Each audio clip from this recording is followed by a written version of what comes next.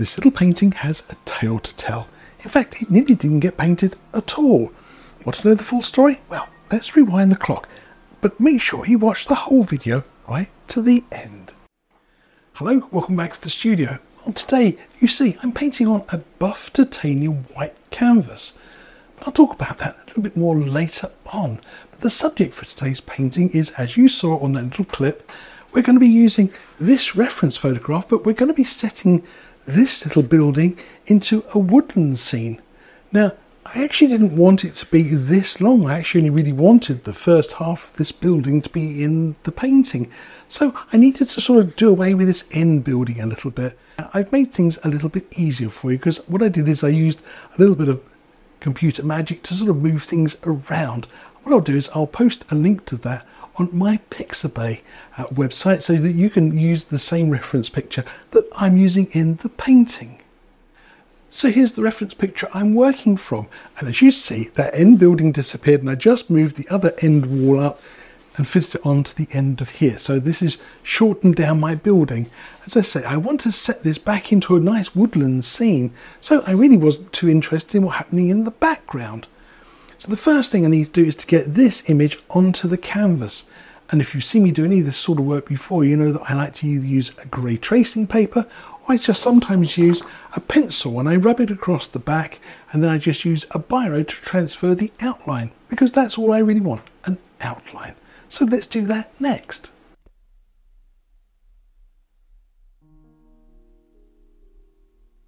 So I put a nice layer of graphite pencil on the back of my line drawing, and I've checked it against the nice bright light to make sure that everything's covered. So it's time to sort of position our, I think for the size of building we've got, I'm going to hedge my bets and position it probably closer to the third line in this direction and in this direction, and I have this sitting right over the third line mark. The next thing I need to do is put a couple of little bits of masking tape on here, and of course stand back and see what it looks like from the other side of the room. So let's do that next.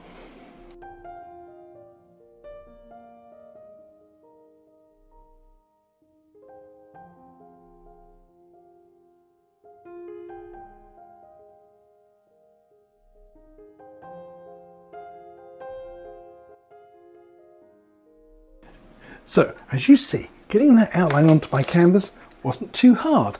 I've managed to position this little building right on that 1/3 line. But now we have to make a decision. Do we carry on working with acrylics? Do we use oils, or do we use water mixable oils? Well, certainly you could do this painting in any of those mediums just equally as well. But I do have a bit of a time crunch, you see. I have to get this done ready for your tutorial on Sunday. So I'm going to resort to using my usual thing, which is to underpaint the background areas in some acrylic. So sit tight and see how we get on with this stage. But the furthest thing away is going to be the sky. And for that I want just something, again, quite sort of pastel. I don't want it too strong. So on my palette I've got out some excuse me, grey gesso, which is what I would normally colour my canvas with, and a little bit of cerulean blue. And I'm going to use a piece of sponge for this. I want just quite a blue-grey colour here. There, so nothing too strong. Let's put this over this yellow colour, this buff titanium colour, and see what sort of reactions we get. Well, as you see, we don't really get much of a green reaction there, which is very useful, of course. But again, we can just gently sort of stipple this onto the canvas so we get just a little bit of texture. We don't really want too much detail back here. As I say, I don't really want this to be overly strong.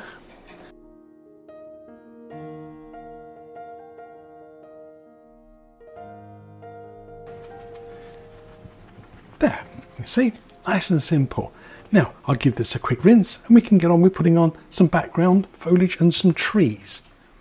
Whilst I was waiting for my sky to dry, I just took a little bit of masking tape and just sort of went around the outline at the top of my building here, so that when I go across this with some acrylic, I won't lose my outline. So I haven't been too sort of careful with it, so I can retouch this quite easily. Here's my new dish of colours. As you can see, I picked some real lovely autumn tones, some dark sienna, burnt sienna, a touch of black, yellow ochre and some orangey colours. And really I want to go with some of the paler colours first. And again, a little piece of sponge, this is the one I just washed out. Just pick up some of this nice sort of autumnal burnt sienna colour, And this is really for some background trees, a little bit of background foliage.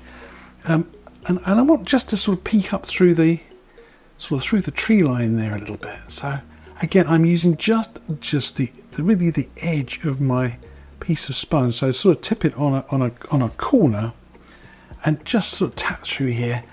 Let me spin my camera around so you get a better angle. That's nice. Just a little touch of colour here, so not very much. And you can do some little touches and some little touches and drags, and just using the corner of my little piece of sponge here. So I'm just sort of creating some nice sort of soft background colours. Maybe these are trees that have lost their leaves already. And I want lots of variations in sizes and heights.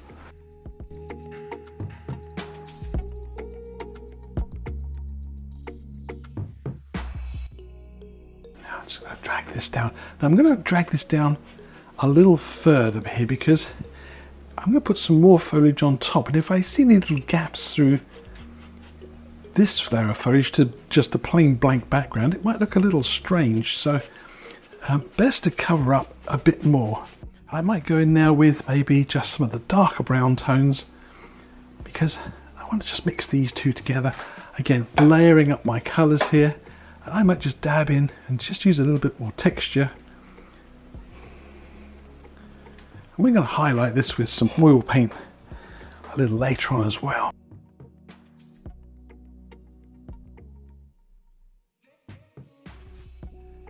I'm thinking about how big the building is, how big the tree might be. So I'm thinking about the scale of things here.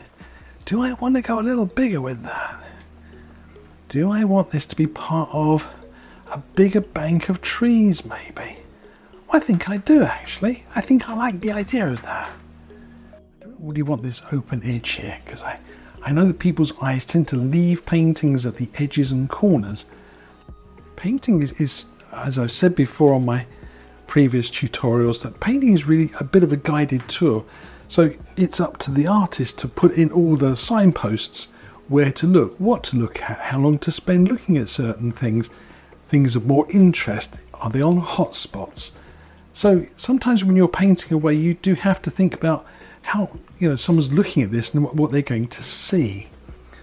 Time to put some structure into our painting, and for that I need to use a synthetic brush. I've got a variety here of sort of liners and sort of medium and small size brushes here, and these are all synthetic. I prefer to use synthetic with acrylics because I find that if the acrylic paint dries in them, these brushes are strong enough to actually get to be sort of cleaned out really thoroughly, whereas natural bristle brushes, well, I tend to use those only with my oils because they don't sort of withstand too much sort of punishment.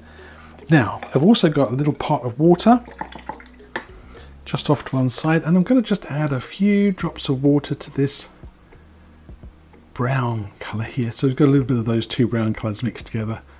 So something which should be a little bit on the darker side, and I'm going to paint in just a few sort of supporting branches, sticks and twigs back there. And these little liner brushes, they come to a really lovely fine point. And I just want to put in sort of the suggestion of a few little distant trees back in there, or trunks.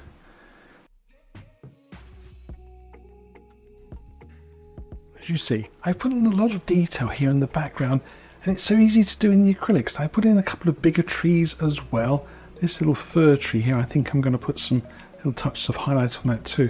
But take your time at adding all these little details. It's the reason why I flipped the camera off, so I could spend sort of 20 minutes or so doing this without boring you to tears watching me do it. But look at all that lovely depth I've created in there by leaving just a few holes in here, using a piece of sponge and putting a few tree trunks through it. I created a lot of extra depth in my painting. Now, I'm going to up the quality or the colour of my paint a little more here by going into some black in that very dark brown colour. So I've gone from sort of pale blue to an orange, sort of a nice sort of light brown colour to a darker brown colour, and finally to a much darker brown colour. So each time I've been sort of increasing the sort of strength of colour here. Is that too black? It might be. Let's take out a little bit more brown into that. Now, I'd say I'm not too worried because I'm going to be highlighting over the top of this.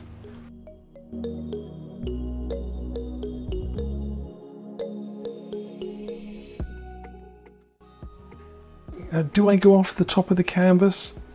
Well, so I'm getting that close. I might as well. So, but just do it in maybe just one spot and stand back and have a little look. So let's look at it from across the other side of the room. Yes, I quite like that. I think it's quite good to break through the top line of my painting. Let's swing the camera around a bit so you get a better view of it all. So you see, adding that really dark sort of almost charcoal brown colour in there has really sort of changed the atmosphere of my painting completely. Now, one thing to remember when you're busy painting away, it's easy to get sentimental about elements of your painting. Think, oh, I did that little tree then, it looks fantastic. If it doesn't work for your painting, then for goodness sake, don't worry about sort of losing something or painting something out, because there's nothing worse than keeping one little feature whilst the rest of the painting goes to rack and ruin. Hands up anybody that's done that, because I am betting if I say that, I think an awful lot of people will be putting their hands up going, oh yeah, I've done that. You know, so I've tried to salvage some little piece of my painting which I really love, and it doesn't work out. So, you know, if you do something and think, so, well, I really want to keep that bit, but for the sake of my painting, for the sake of your painting, well, sacrifice it. You'll be a much happier painter if you do. Now then, I'm going to kill off this area down here in the front a little bit more.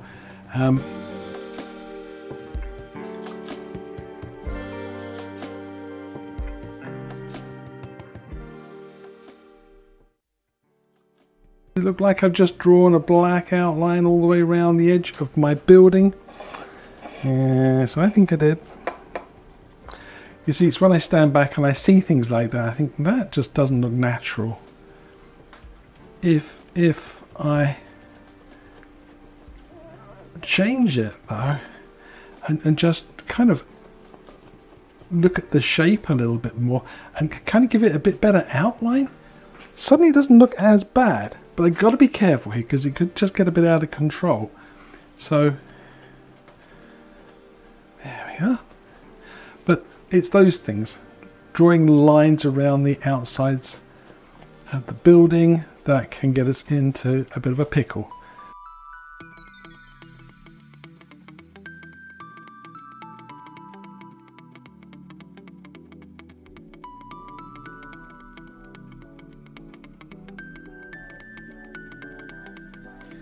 So there's my background done, and you saw I took off the masking tape on my little building to reveal the sort of the proper outline. Now, one little top tip here is to always make sure you give your background plenty of time to dry. I usually say about half an hour, but really sometimes if you've got really thick little blobs of paint, they can take a bit longer, maybe up to an hour. It's always worth just getting your thumb on there and giving it a little bit of a scratch to see if anything still comes off. If it's wet, we don't want that trapped under the layer of oil paint. Now, since I've done this, I've stood back and had a nice look at it, and I think it's really worked out quite well. And I was going to do some acrylic underpainting on the building, but I think I might chance my arm and have a go at just doing it all in oils from here on in. As always, it's a bit of an experiment, so let's dive in. The first step is to cover this with a thin, even coat of this. And it's Bob Ross Liquid Clear Oil Paint. All this does is it gives me a nice clear coat which protects the acrylic, but it also means that I can then paint oils straight on top. I can blend my oils together if I need to. If I go onto a dry canvas, well, all the oil paint will really stick. So a thin coat is what I'm going to apply next. So I've taken my can of Bob Ross Liquid Clear and I've put a small amount into one of these little airtight pots. I can keep this in the freezer, and it just means my paint doesn't skin over or dry out, and it means I can use one of these, an old landscape 1-inch brush from the Bob Ross company. Nice and tough now, it's well worn, and I'm going to simply put this all over the surface of my canvas, and this will seal the surface of the canvas up. Of course, once I do this, I can't use any kind of water-based paint, so always make sure you're happy with the acrylics you've done before you start moving to oils. And the idea is to cover everything on the canvas with a very thin coat of liquid clear. Just enough to make the canvas slightly sort of slippery to the touch. It should feel just slightly oily. but if you did that with your finger, you won't leave any kind of a trail. So be very, very sort of mean with this, in fact, and scrub it in really well.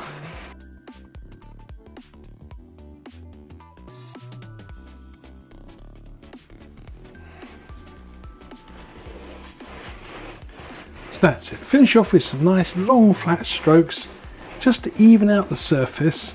And as I say, it wants to be just enough so that the canvas feels just ever so slightly wet with oil, but not too wet. If you run your finger along it and it makes a sort of a trail, then it's far too much.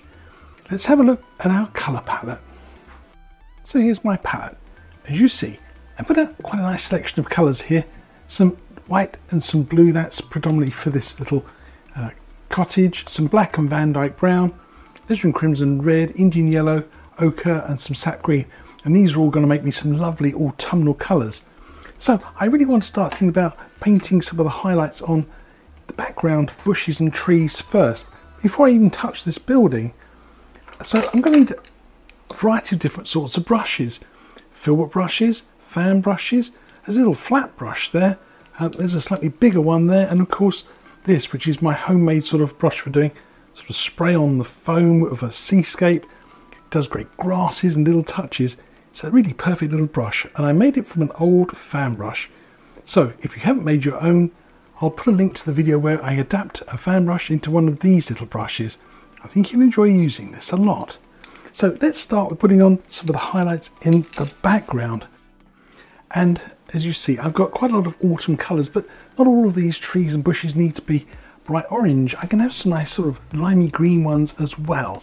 So I'm going to use my little flat brush. I'm going to go into some sap green, and I'm going to add in maybe just a touch of cadmium yellow. Now notice I put the colour down sort of to the side of my main pile of green colour here. This way I can have a variety of colours. I can even touch a little bit of white to my palette as well, and that gives me a much brighter colour to use. The lighting in my painting is coming strongly from the right hand side, so over here. So these trees want highlights on their right hand sides and shadows on the left. So just tip the brush slightly on its side, come in here and touch. The trick is not to over highlight.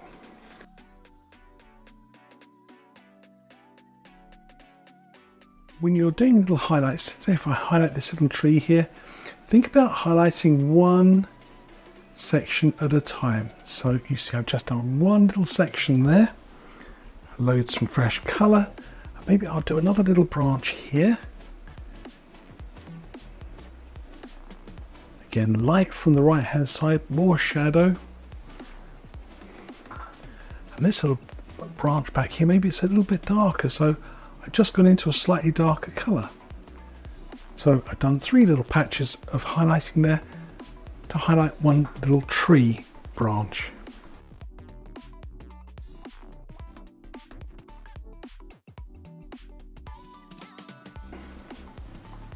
And they look a little bit stripy to me. So what I'm going to do is I'm going to, instead of coming in just at that angle, I'm going to tip my brush up. Just out there. Oh, look at that. Just a fraction brighter. Add a little zinger there. It looks pretty bright to me, but I think I'll live with it. A little more brightly. You see I left a little shadow line there between one area, my painting, and another. Pushed it back, brought this forward, and let my brush run out of colour. Opened, get it in shot so you can see it. And if you need to, use your palette as a bit of a practice area. Have a few dabs with it. Get a feel for the paint. See what it's going to do. See what the colour looks like, if it stands out enough, if it's too bright or doesn't quite fit. Maybe I'll just put a few more little fleckles back on that one.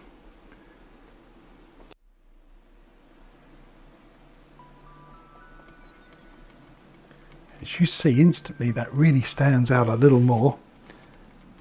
If I want to make it brighter still, I might even add just a tiny little bit of white to my mixture, but don't do white and red together because you don't get a light red, you get pink, of course. It's one of those challenges, but with a little touch of white mixed in, I can come in and just do the edges of this little bush.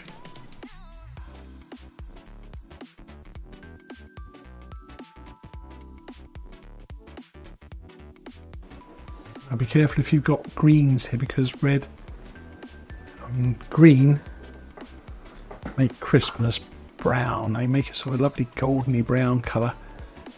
If you're using the right sort of combination of reds, but sometimes they could just make a really sludgy colour.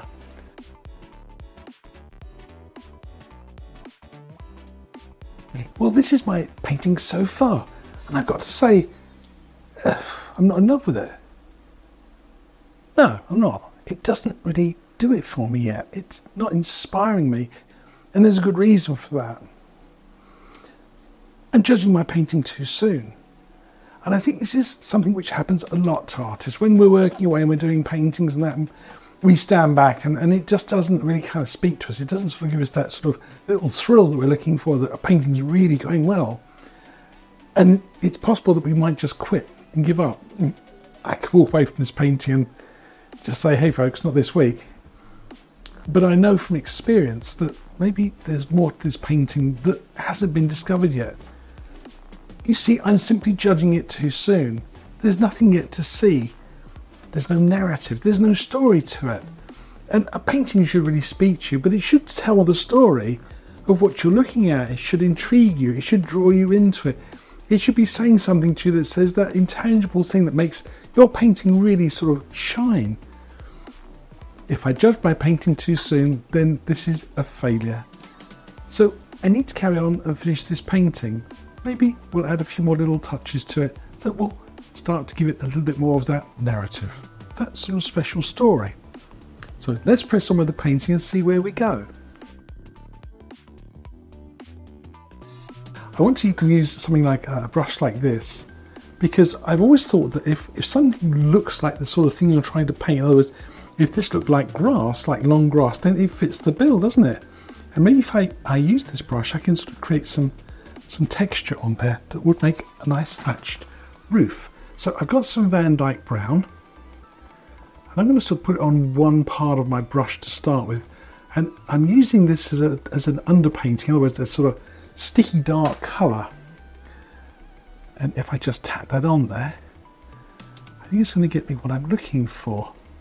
Now I know you might think, so well, why don't I just go in with some nice sort of ochre colours and see if I could make that work? And you probably could, but it would lack that sort of depth. It would lack a sort of certain something.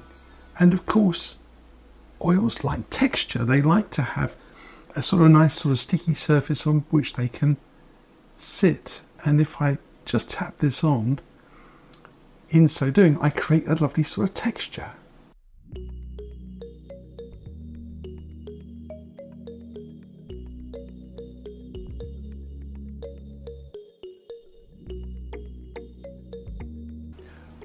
Well, that's the underpainting polished off. Now let's put in some colour on these walls.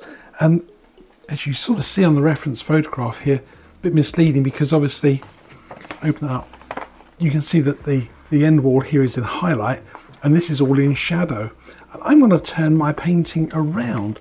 I want this to be in highlight and this to be in shadow. So in other words, the light is coming from this direction. Other thing to consider is what do we paint it with? Well, of course, we've got palette knives or brushes, and well, you use what you fancy. I fancy to use a brush this time, and so I've got some titanium white paint and a small flat brush and pure white colour. I don't think so, no. It's going to have little touches of other colours mixed in with it, isn't it? It's sort of just got a bit of wear and tear on it.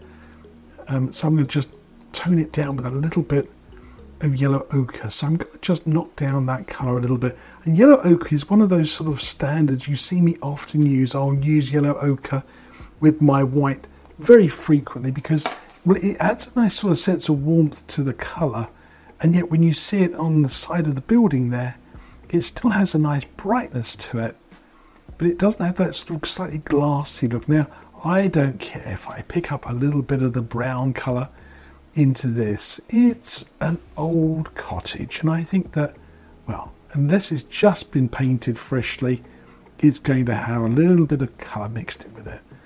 So I'm not too worried if it looks a little bit more ochre-y.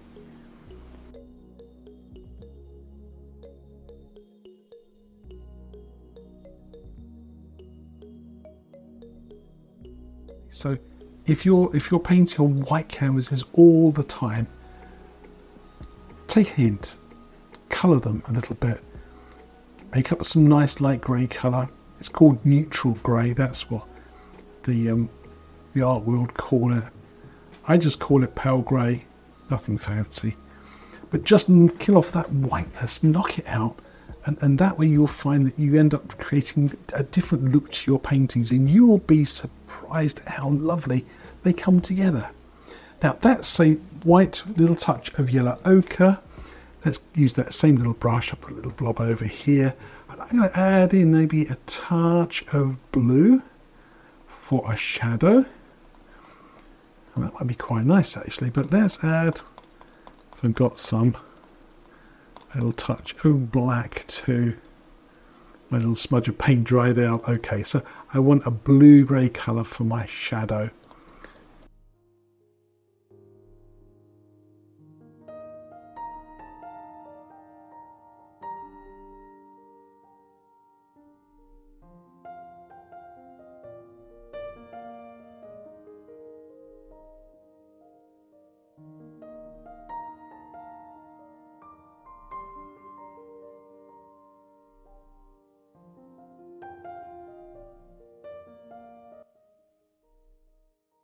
It's amazing, isn't it? Just adding a little bit of highlight, a little bit of a shadow, and a little shadow line, and suddenly that sort of abstract sort of block of nothingness suddenly turns into a building. It never ceases to amaze me what just adding a couple of little patches of colour and a bit of a contrast between highlight and shadow can do for a painting. Suddenly I've got a building in there, a real sort of tangible thing. Of course, I've still got to finish off the chimney pot, and I just want to show you, I just dry cleaned my little flat brush here. I wiped it on a paper towel. I didn't wash it. That's what you really need to do. I think people wash their brushes far too often.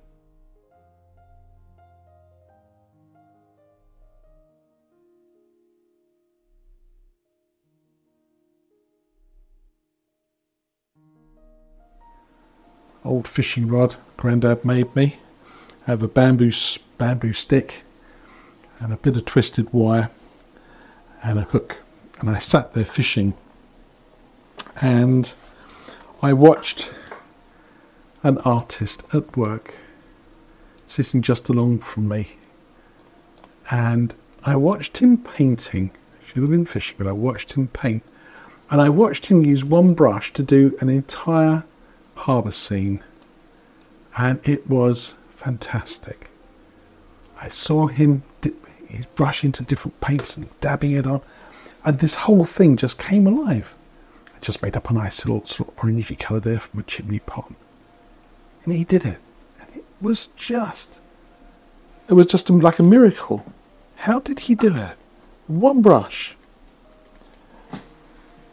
And when I got a little closer, I could see that he had used colours and shared colours between one part of a painting and another, and little bits of this colour got into little bits of that colour, but overall the whole thing just looked amazing. And I plucked up the courage to ask him. I said, "Why don't you wash your brush?" And he said, "If I do, it loses its soul." I didn't really understand what he was talking about then, because I was only a youngster, but now I paint myself, and I look at my paintings and I think it could be just too sanitized, it could be just too tidy, just too neat to work. So do you see what happened there? The edge of my chimney pot disappeared. So I've got some bright orange colour here, and I'm just balance it on the end of my finger. I'm going to add in that little line of bright orange colour. Brighten it a little bit more so you can see it. That there is called a relief line, or sometimes a referred colour. In other words, light passing past the little chimney pot, past the shadow, hits something here and bounces the light back, and it shows up a bright back edge. Bob used it on his trees, he puts a blue edge onto it. And that little relief line there will make my chimney pot stand away from the background. It's a tiny touch, but it's amazing how well it works. And I'm going to do something similar to that on this edge as well, because this is disappearing into my background. It's a trick that artists use. Anyway, let's chit chat. Let's put in these doors and windows. And for that, I'm just going to use straight Van Dyke brown. Just going to block them in. On the head. Over the head. The head. And he made the head. And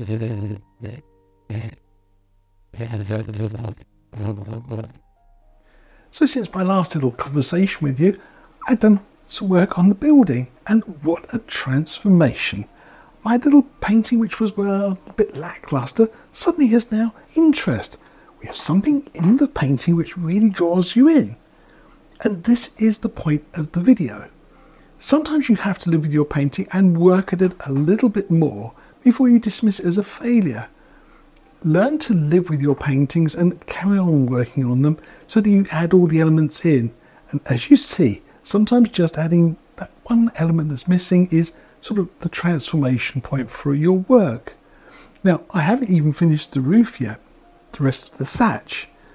But now the other thing I want you to look at here is how that yellow underpainting, this buff titanium, has also affected my work. When I painted the end wall, I did it very loosely, and I let some of that buff titanium grin through. Does it look like sunlight just catching the end wall there, where it was all rendered roughly and loosely? I hope so. Plus, although I used some white with some yellow ochre, I didn't overpaint this. I left a lot of that lovely sort of buff titanium grinning through. Having that toned canvas has made my finished painting sort of glow. It gives it a sense of warmth. So, the colour of your canvas can be critical to how your painting's overall finish is going to be. You should experiment more with changing from white to coloured canvases to see the final effect. But this won't get my little cottage finished. I need to put some more thatch on that roof. My old brush here again. I've given it a bit of a wipe off and a bit of a dry clean, and then it was still a bit on the grubby side, so I thought, well, I'll give it a little bit of a wash, but nothing much. And it's bone dry now, so, and I'm going to just make up a bit of a marble mix here, but I'm going to brush mix it. Some that's Van Dyke brown, some ochre, maybe a touch of white through the centre. I always split my colours up with white through the middle, so I can go more to sort of the blonde side or more towards the brown side, so I can sort of pull my paint across the two. I find if I put my dark colour and my mid colour together, these two end up sort of having a big party, and the white just makes it look like pale, and it ends up looking more like sort of caramel. So I always split up my colours and put the white through the middle, just one of those little habits. Once again, I'm just going to tap on my palette and just have a little practice. Does that look like straw? Maybe for a straw roof? Or a thatch? I don't think that's too bad. So let's start off and just kind of put a little bit of colour on the roof ridge. And these old buildings tend to have a good old bit of a dip to them. So we'll accentuate that maybe. There we go. And now I want the brush to sort of go at this angle, so I'm sort of going to tilt it on an angle here and kind of go down the side. Now they very often have a piece at the top which is separated out. It's like a crown.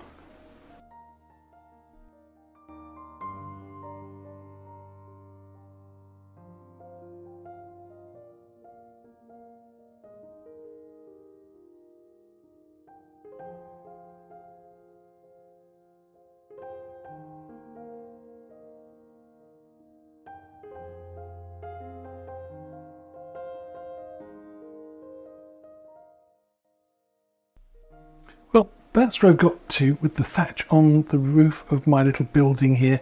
And as you saw there, I kept one side of my brush for using with Van Dyke Brown and one side for highlights. You'll often see me do this. I'll use one brush with two colours, and I don't put paint on both sides. I just leave one side light and one side sort of clean, and that way I've got two uses of the same brush. Again, another neat little trick. But I think I've done enough with this roof. If I carry on playing with it, I'm going to start filling this in. It's going to become a bit too sort of solid looking. So I'm going to live with it for the time being. I might come back to this and I might have a little play with it, but I'm pretty much happy with the way it looks. I think it's about time I started working on some of the foreground now, because there's a danger you kind of get fixated on just doing one thing. And if I keep on working on this, well, I could end up breaking it.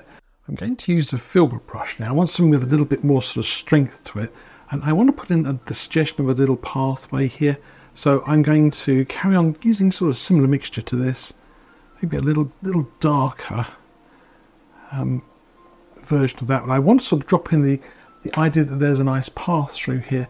Now, from over there to over here, maybe where the entrance to the path is, look at the overall sizes. We're going for something that sort of size. You'll see this in a minute. There you go.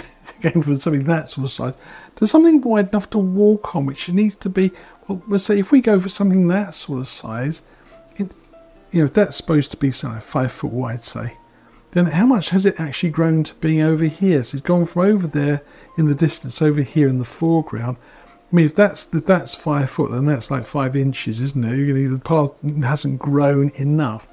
So let's think about how we can get from over there maybe to over here. And you'll see that as I come out of my little building and I want to change direction to come over into here, if I do it in a big wide swoop, it just doesn't look right. It looks like the ground has been flattened somehow, tilted down, so you're sort of looking at more flat on. But we're looking at it on edge.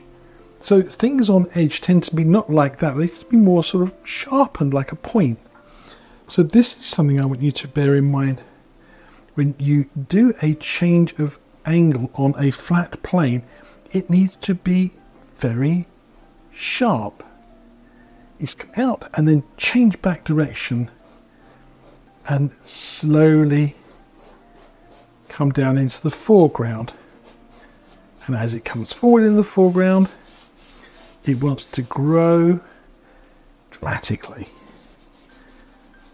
If it doesn't, then the perspective, that P word, that perspective doesn't work. So let's just scrub on a little bit of colour here. Put a bit more colour into it. It doesn't matter. It doesn't matter what I'm doing here, but see how quickly I go from small to big. And it has to be quite dramatic to work. If it was too small, it just wouldn't work. So that's the sort of rough position of my path. I'm kind of mindful not to use my corner as the exit point. Again, one of those funny little things, but I suppose just as much as it could be the exit, it could be the entrance to my building. Okay, let's have some fun here. Let's make the corner of my pathway enter or exit at this point. So that's the entry or exit. Let's have some fun. Now I've got roughly sketched out roughly where my path is going to be. I'll make a little stand back, make sure I like the position of everything, and then work on maybe putting in some grass, maybe some nice little flowers. So that's the next step. Now, let's say cad yellow. Notice I'm just going to put it through one side of my brush, tint it with a little touch of some green. Give it a little push. Give it a little push. Okay, so I've loaded just one face of my brush. And this is fairly vibrant green colour. It might be a bit eye-popping, so let's have a little go with it. And again, I'm just sort of tentatively sort of prodding at a bit of grass in here. So I might be putting a few little flower beds in there, not sure yet. So let's not go too close to the base of the building. And we're going to try and sneak a path in. But I'm not going to kill off all this lovely underpainting. I want there to look like sort of fallen leaves maybe. These trees are dropping their leaves, so they're going to have some leaf on the ground. Hang on. And the line to be too straight, so I'm going to just literally that colour sort of take it up at the back. Looks like it's kind of going up under the trees. I see something. Oh, can you see that little patch of sort of nice gingery colour there? Maybe I might put a little speckle of light going up under the trees and then coming round in front. So it looks like it's sort of going up in the background.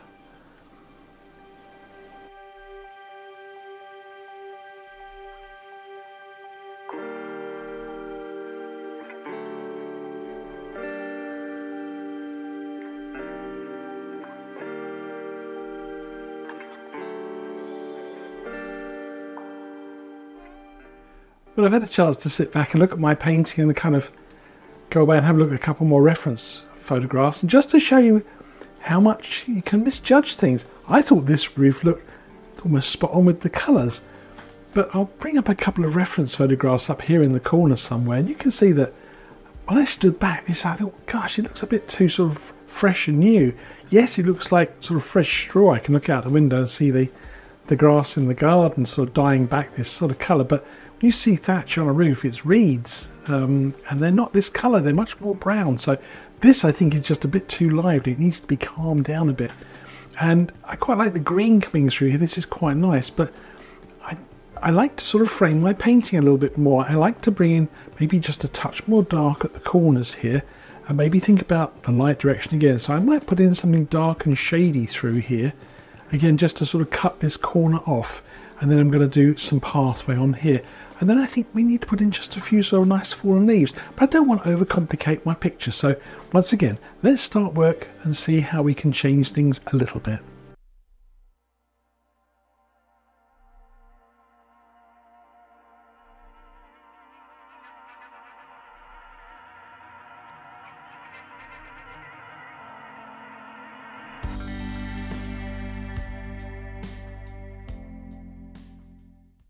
Again, the dynamics of my picture.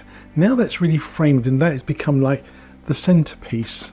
So I think we'll do some little changes on the roof and put the path in and do some highlighting through here.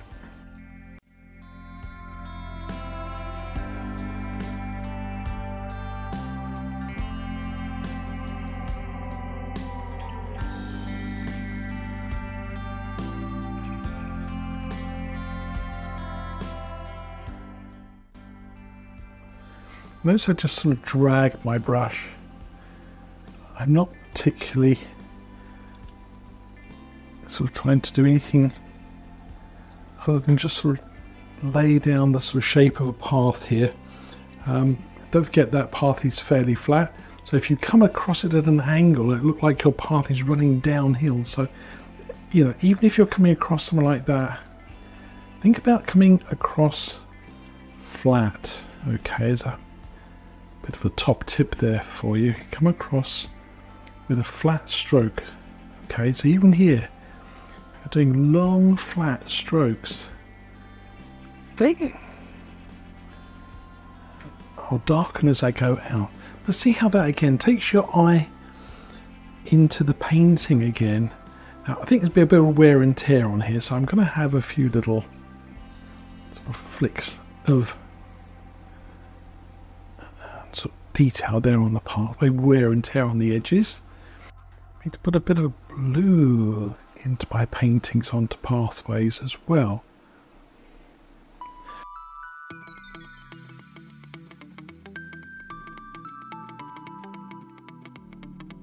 This forward, and again I'll just add a little bit of something over on the other side here. Again, I really want it. Yes, right, let's finish off in here, and I think we'll call this finished.